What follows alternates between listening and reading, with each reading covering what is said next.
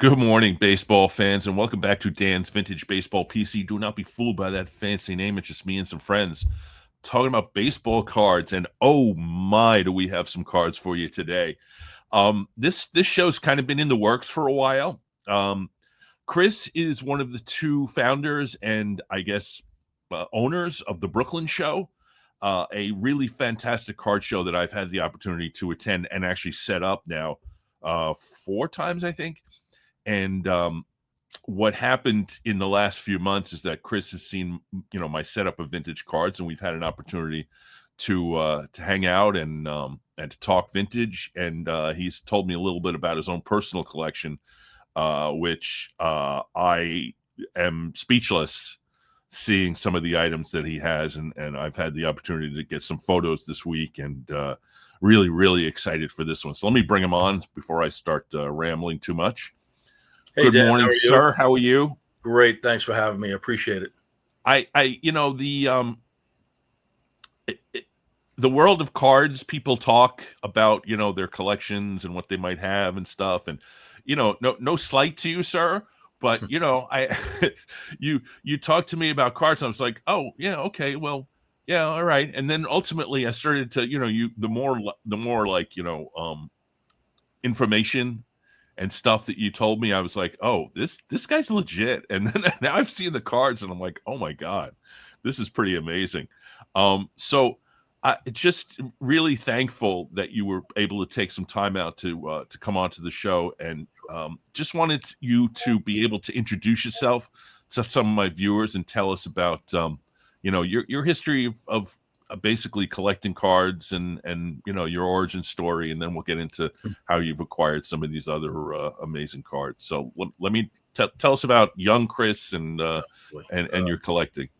Yeah, I started collecting a long time ago. My name is Chris Bahori. I run the Brooklyn Card Show now with my partner, Jaden Silva, who owns the card store on 81st and 3rd Avenue, Big Slab Daddy. So we do the card show together. My origin story probably starts at the 73 World Series between the Mets and the A's. Mm-hmm. Reggie Jackson, Catfish Hunter, Sal Bando and Vita Blue and those guys versus Seaver, Tug McGraw, and Willie Mays' last stand, right? Yeah, and don't forget Rusty. And Rusty, Ed Kranepool, all those guys, Yep. Cleon Jones, Gary Gentry, I think was still on the team. But I was 4 years old at the time in 73, and I remember that World Series. Everybody was talking about it. It was all over TV. And to the detriment of my father, I became a Mets fan. My father was a longtime Yankee lifer. He used to see Joe DiMaggio play, and later Mantle and Whitey and, Yogi and those guys. But, to his credit, he did take me to Mets games, when I was younger, including in 1974, the year after the World Series. But after the 73 World Series, and obviously the Mets lost, I was a Mets fan. And I can remember my mom taking me to the grocery store around the corner, Louis, elderly Chinese gentleman, nice guy, very old store, wooden floors that creaked when you walked on them. He had a little deli counter there. And on top, I think it was maybe March of 74 when they came out with the new Topps cards. I saw baseball cards. I was like, I'm into baseball now, I love baseball now after the 73 World Series. And I was like, Mom, I want some baseball cards. And she bought me, I think they were like 10 cents a pack at that time. I remember her giving Louis a quarter, getting a nickel back, and I got 2 packs of baseball cards. I ran home, opened them up. First card I opened up was a Steve Garvey 74 Topps. Still have that card today. MVP. Yeah. Big card. And from there, I went to Louis every day. I would look through the couches trying to find dimes and nickels and quarters. I went, I hate to admit this, but I went to my friend's house and he had this toy box, and in the bottom of the toy box, he had quarters. They were just, I started stealing them just so I have money to feed my obsession to get these cards. to buy packs of cards. And one day Louis said, "Hey, I've got some older packs that I got stuck with from." He had packs from 1970, 71, 72, and 73. He just had them in the back. They were the older cards, so he didn't put them out. He's like, "If you want them, I'll give them to you for half price, 5 cents a pack." I was like, "Wow, a quarter, I could buy 5 packs." I gave him 50 cents one day. I got 10 packs of cards and rushed home, and all the different borders. And, I love the 71 with the black borders and everything. They were brand spanking new cards. How much are those packs today? I mean, they're really expensive. Yeah, So tell me about it. that fueled my obsession, especially for wax packs. And then, like I said, my father took me to my first game. I think it was in July, maybe June or July of 74. Mets versus Giants. We were on the third base side, and we were really close. We were really close. And Ed Kranepool was there signing for some of the kids, right? And my father, and I brought my baseball cards with me. I brought the Mets cards. I also brought some Giants cards, from the 74 set and some of the early ones. And my father goes, "Why don't you go down and get them autographed?" And I was a shy kid at that time. I go down there, and I'm standing off to the side, holding my cards. And Kranepool looks at me and says, "Oh, the kid's got cards." He comes over to me and he's like, "Am I in there?" And he grabs the deck of cards from me and he's shuffling through. "Oh, here I am." And he signs it. And I'm like, "Oh, that's cool." And then he starts calling all the Mets over who were like practicing and warming up in the field. And, they start signing my cards and looking through it. I don't know who these players are. I'm only 5 years old. So I have no idea. I can't even read the words on the cards, let alone their names. So they're picking out their cards and they're signing it. And even some of the Giants came over and started signing some of my cards, right? So I go home with about 25 signed cards that day, which was, that fueled my obsession for autographs. Right. I mean, from there, by the late 70s, like 78, I was also collecting football, basketball, and hockey cards, packs. Not as much as baseball, but I was buying them too. I mean, I had Topps Wayne Gretzky rookies. I had Bird and Magic rookies. I had, Joe Montana rookies, Ricky Henderson rookies. I didn't even know these guys were great until obviously much later, but Right. I was collecting them early. By the time I was 13, I bought my first tobacco card, overpaid for it like crazy because I didn't know any better. I had saved for months, including getting a job or, the year before. In fact, I bought it from, do you remember Renata Galasso? Of course. Yeah. Brooklyn legend. Yep. There was also, they had the store next to it, Capital Cards, I think it was, right? Mm-hmm. It was actually in Capital Cards, which was right next to Renata Galasso. And they had an old Cy Young card. And I had learned that there were much older cards than the ones I was collecting. And I was interested. And I saw this old Cy Young and read up on him. And I said, I wanted that card. It was like $800. Oh, right. What year is this? This was when I was 13. So it had to be 84. Right. Yeah. So I saved back in the 70s, I my origin story is very similar to yours. And I actually bought tobacco cards in the 70s, T206s from the back of like Baseball Digest or something. And there was an ad that said the most expensive baseball card, it was the Honus Wagner, $1,500. Wow. So I guess by the mid 80s or the early to mid 80s, cards had kind of taken off a bit. So like a Cy Young would be several $100s. Yeah, they wanted $800 for this. Yeah. So I actually scraped together $800 and I went there. And knowing what I know now, if I'd gone directly to the owner and said, "Hey, would you take," because $800 at that time was the book price. It's worth a lot more now. But that was the book price at that time. And the kid behind the counter, I didn't even argue with him. I just gave him the $800. And actually, I did pull it out this morning. I was able to find it. Here it is. It's, I don't know if you can see it. It's a George Close candy. Oh, nice. Okay. E94. And look at the condition of this thing. Oh, sweet. It's beautiful. And this is my first tobacco card I ever purchased at the age of 13. Wow. Gorgeous. So after that, it was all downhill from there. I started going for all the older stuff I can get. By the time I was 16, I was actually doing shows. Yeah. They had local shows in the area. I would take a few cards there. Actually, I went to the shows first and saw that they were selling these cards from the 70s and 80s that I had, and they were selling them for quite a bit of money. Yeah. So I started bringing my cards to the next show after I talked to the guy who was managing the shows. A couple of them at St. Anselm's and Bay Ridge. St. Ephraim's, I think, had a show. A few other small shows. Right. And I started doing those. And by the late 80s, early 90s, I was doing some of the bigger shows like Rothstein, the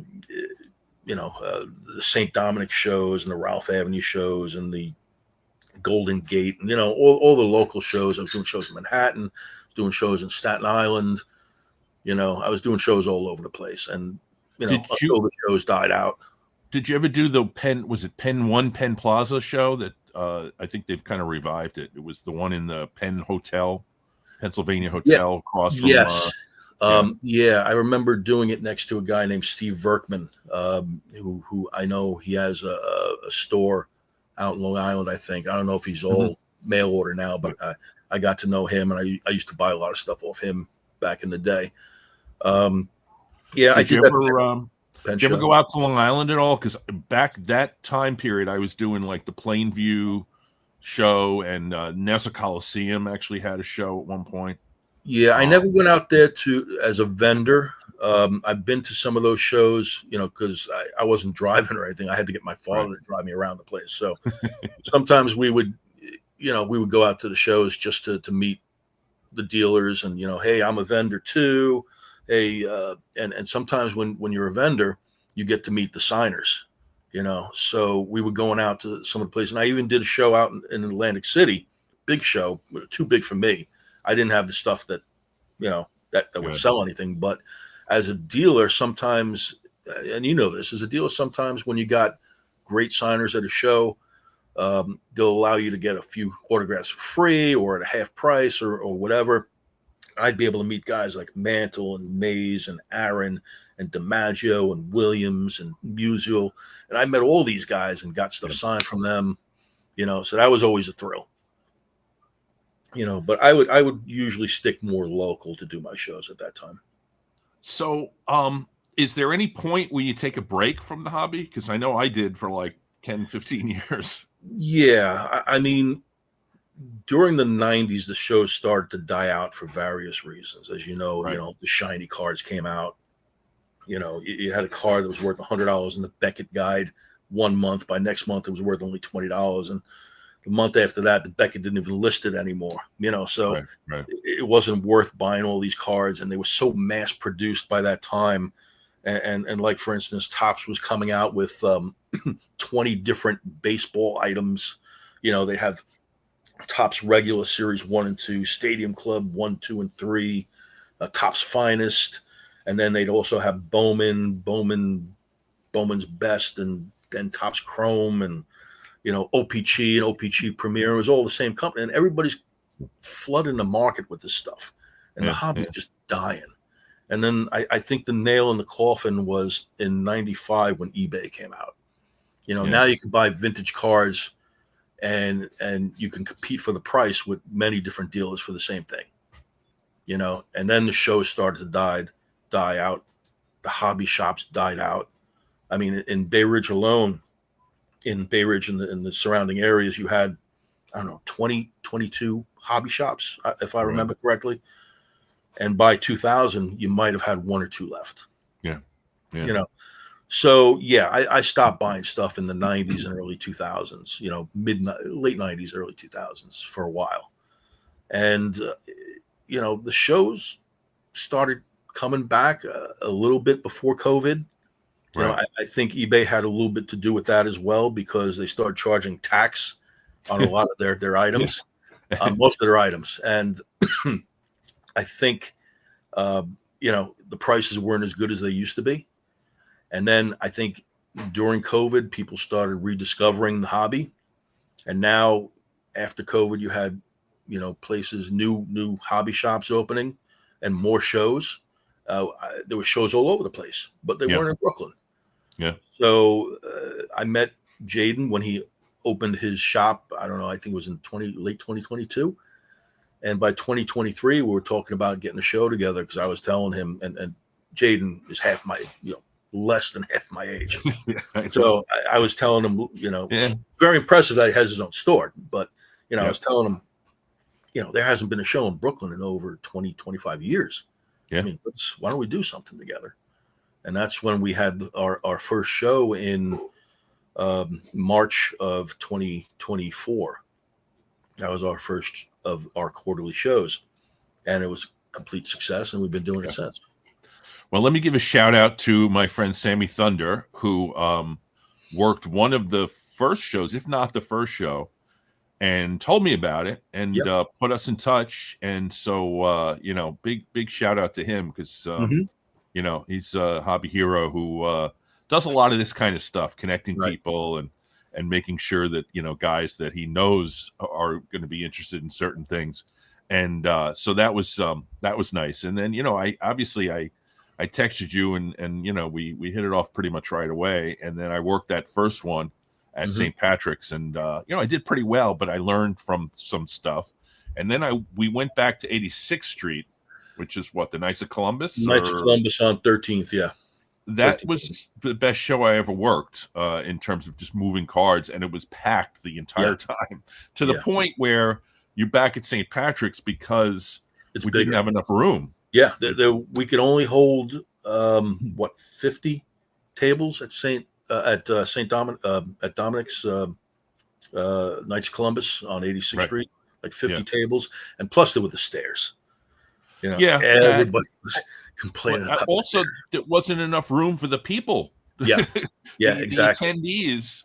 It was, and no slight to you, this is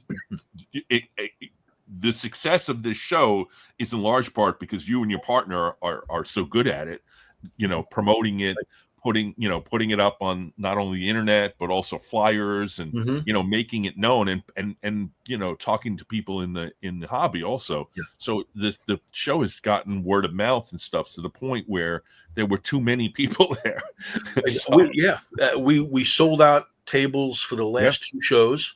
We had to turn dealers away because we could even at St. Pat's we could only have like 70 something tables, and that's it. Otherwise, there's no room. Well, so the first St. Patrick's I worked at, there were empty spaces in the room. Last one I worked at, no empty spaces at all. The first one, I remember a lot of people canceled the very day of the show for some reason. It was just I don't know.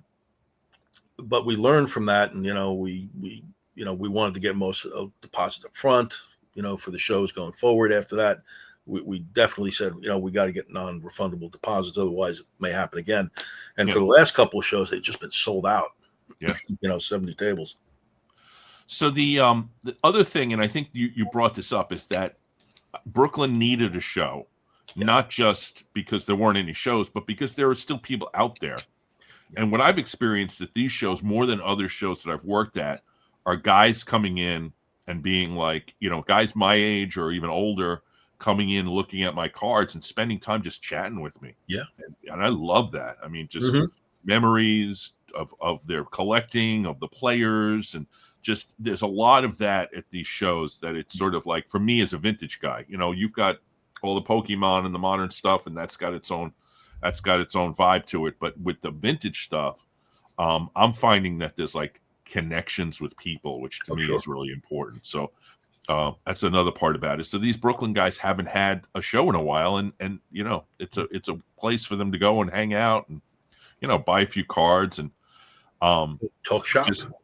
Just talk shop, exactly. So let's start talking about or showing, because we're 20 minutes in and I haven't shown these amazing cards that I promised at the beginning yet. So we'll pull them up. I should have done a warning to anyone who has cardio problems and is in the hobby. To see this stuff would give you a little bit of a jump.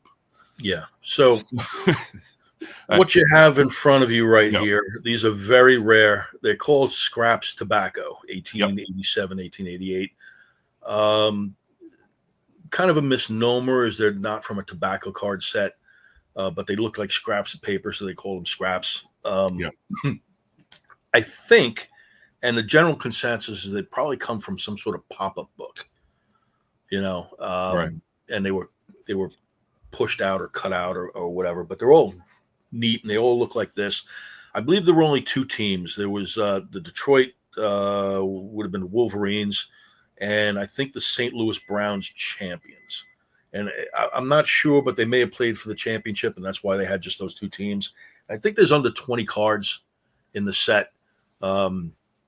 Here I have three of them from the Detroit team. I know I have some from St. Louis. I just couldn't find them in time.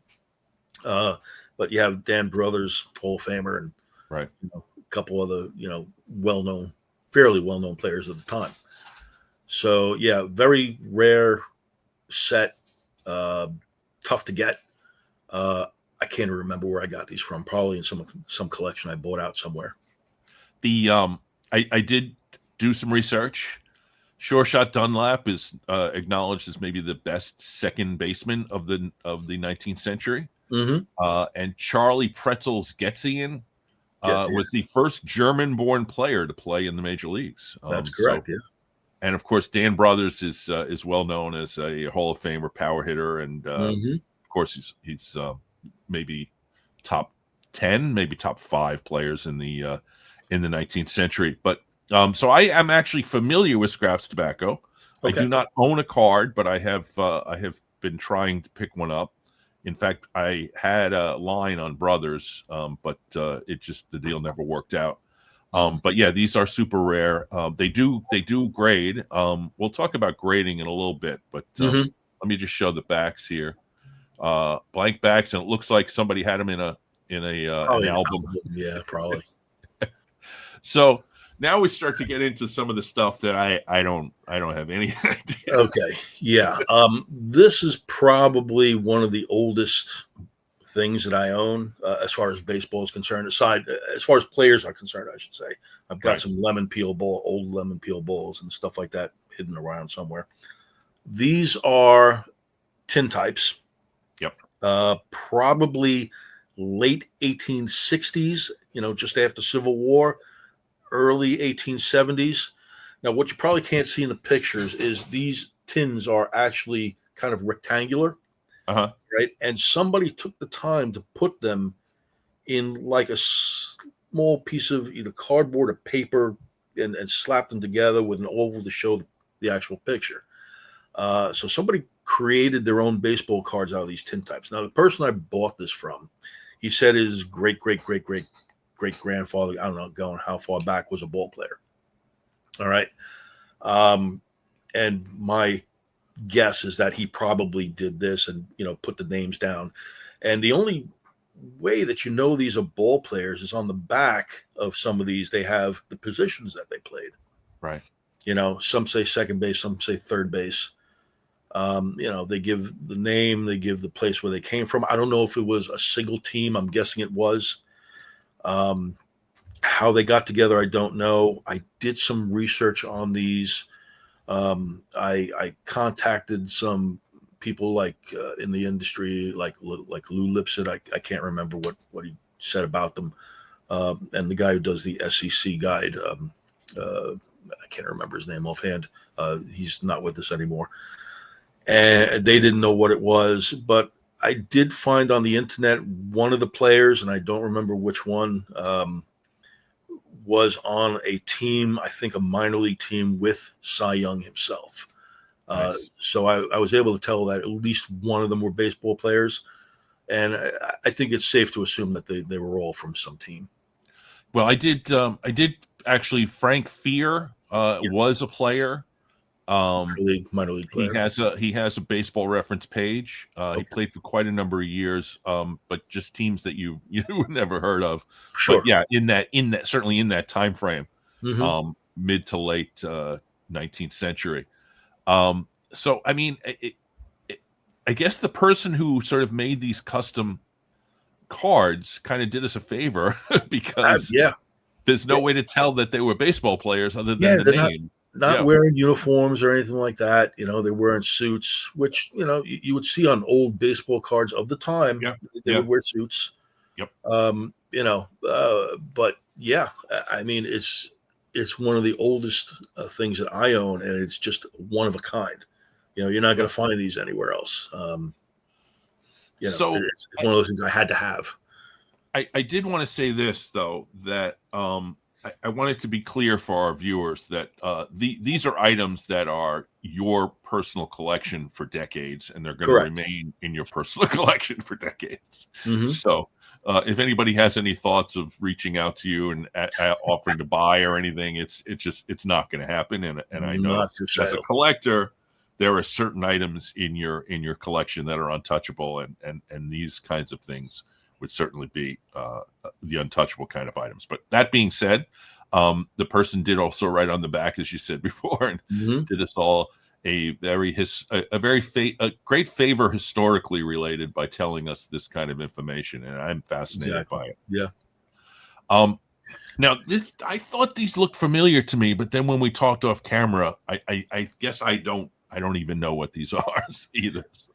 Yeah, something I came across at some point again years ago. Most of my stuff I bought in the '90s, probably. They were a lot cheaper back then than they are now. Yeah, certainly. This is they obviously look hand cut. Right. They're players as of the 1880s. Um, they're thick cardboard, blank back. Somebody wrote, pitcher, batter, catcher, manager on the front of some of these. I think they're probably from one of the many baseball card games of the time, maybe cut out from an advertising cardboard poster or something to that effect. Um, Other than that, they're not listed anywhere. I have a few of the old baseball games from the 1880s. In fact, one that's really complete too. Um, but this I couldn't find anywhere else. So I'm going with that. It's probably from one of those board games, and they're cutouts from like an advertising poster or something. Yeah, and these guys are all confirmed to be players from like the Yeah. 1880s. Yep. Hmm. Um, and Hmm. here's now this guy. This is King Kelly, who's King Kelly, correct. maybe the greatest player of the 19th century. Probably next to Cap Anson, sure. Yeah. But this is pretty much a unique item, right? Yeah, this is a museum quality piece. This is a glass lantern negative from 1887. Now I have a bunch that are from the old Judge set, which you'll show later. Some of the others. This one is. I don't think it's from the old Judge set itself. I think it's either from a cabinet card or a postcard or something like that. I couldn't find any picture that it was used for. I couldn't find anything with this exact picture on it. But it was obviously used for something. It's a negative. It's one of a kind. You're not going to find it anywhere. Yeah, and it's one of those rarity museum pieces that I have. Yep. And it is striking. Now, E.W. Goodrich, which was Tremont Temple in Boston, I actually looked that up at one point. I can't remember who that corresponds to. They did print a particular set of cards. It might be the they're like tobacco, like cigar cards from like 1888, the Boston Bean Eater cards. Sure. I can't remember what it's called. Number 7 cigars, I think, Yep, or number 7 cigars. Diamond Yeah, S cigars, maybe. yeah, Yeah, it didn't look like any of those. I haven't seen the King Kelly card from that set, from either of those sets, so I'm right. not sure offhand. But I don't think it's from that. I've not been able to trace it. So I don't know. Maybe somebody else knows. I actually now have a recollection. I'll look it up afterwards and maybe put something in the description. Mhm. So now this is similar, but this is actually can be traced to an old Judge card? This can be traced to an old Judge card. This is Richardson. I think it's Hardy Richardson, who was a second or third baseman at the time. Good player, one of the solid players, not a Hall of Famer, but definitely a solid player of the time. Unfortunately, this one has a small crack through it. Yeah. But yeah, I mean, these, again, one of a kind, super rare. These were used to actually make the old Judge cards of the 1887-88 set. Yeah. And you got you a little close up to get Richardson's name there. Mm-hmm. Yeah. So I guess in the modern hobby, they do the printing plate things, Right. which are a bit of a gimmick. This is not a gimmick. This is No. actually a printing plate. This is what they used. This is actually what they used to make cards back in the day, at least real live cards, you know. Now, do you remember where you got this from? No. Right. I was buying out. I've been buying out collections since the 80s, Right. you know, and I would always get oddball stuff. I love the oddball stuff, you know. Right. I would always get stuff from people coming up to me at shows, or, you know, even eBay. Even eBay has some crazy things sometimes that you're like, nobody knows what they are, but, you know, I recognize it and I'll just buy it.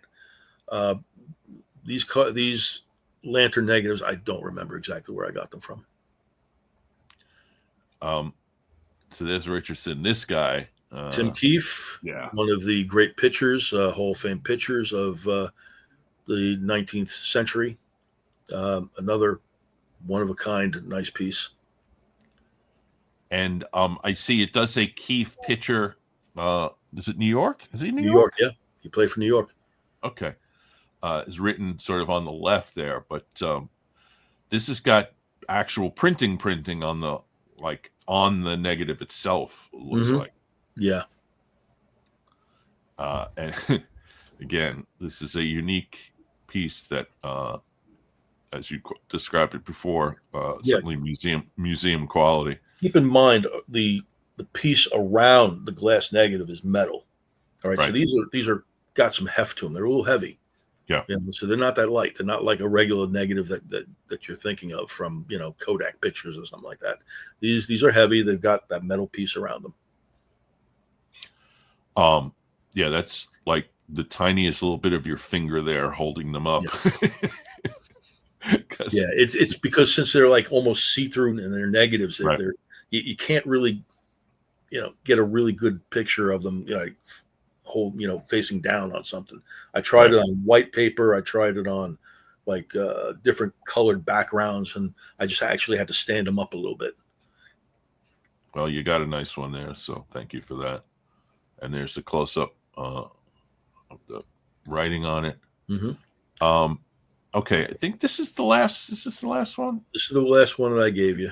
Yeah, that's Buck Ewing again. Yep. One of the top 2 or 3 greatest players of the 19th century. Catcher, also played for New York.